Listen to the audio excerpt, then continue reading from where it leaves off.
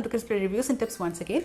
Today we're going to see how to make paneer using the stainless steel paneer maker, and I'm also going to show you my usual method of making paneer and how I'm going to use this product. We're also going to see if this product is really useful or not. So without further delay, let's go into the video. Here I have 1 liter of milk with me, so we're going to bring this to boil first. Just stir occasionally, you don't have to keep stirring continuously. So in the meantime, let me show you the paneer maker. So this is the paneer maker. You have a lid like this and there is a small plate, and this is basically for draining the water from the paneer. So I have a big bowl here and a small cup inside. I'll show you why I'm placing it like this. It helps us separate the water from the paneer easily. So here you can see the milk is coming to boil. So I have 1 tablespoon of vinegar here. You can also use lemon juice. So once the milk comes to boil and it starts rising, we will add the vinegar and we'll bring the flame to low. So just keep stirring for some more time. And you will slowly see that the milk solids are getting separated from the whey. So you can see here, right? So that is our paneer.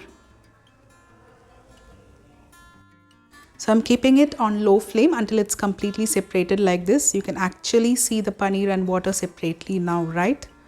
So at this point, I have turned off the stove. Don't leave it like that for a long time because it will harden. So we have to drain this water completely. And now we are going to use the paneer maker for this.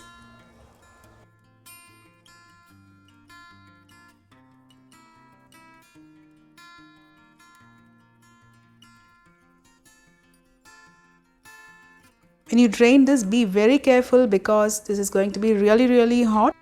You can cool this and store this whey water, and you can use it for making chapatis or any other gravies or something like that. It's really nutritious. So I'm going to remove this water from this because it's almost full. Now I'm going to transfer all the remaining paneer into the box.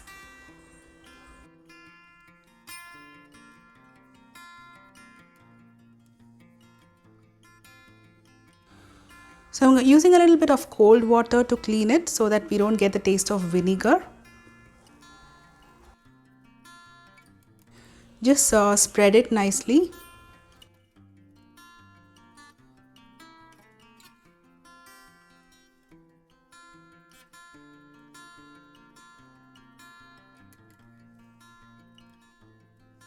Use this lid to press and get rid of the excess water in the paneer.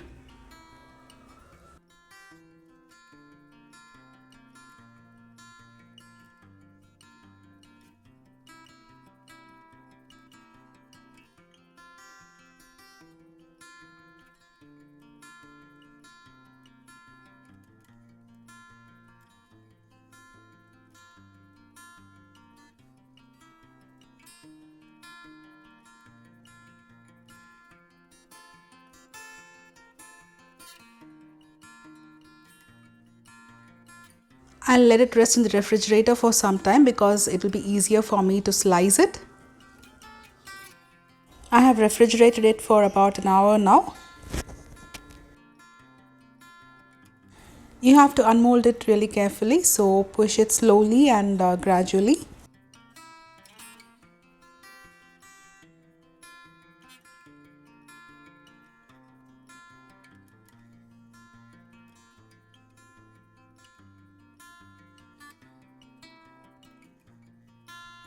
So here you can see our paneer is ready to slice.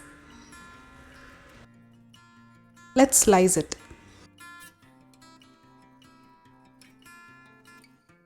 So you can see because we have put it into the refrigerator, it has become easier to slice. Otherwise, there are chances that it can crumble.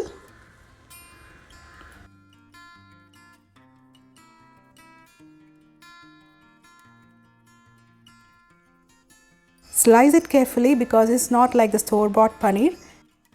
Store-bought paneer could have some other ingredients in it, including tapioca starch or something like that. I have seen in many videos how they adulterate paneer.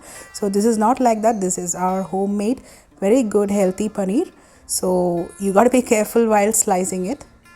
That's it.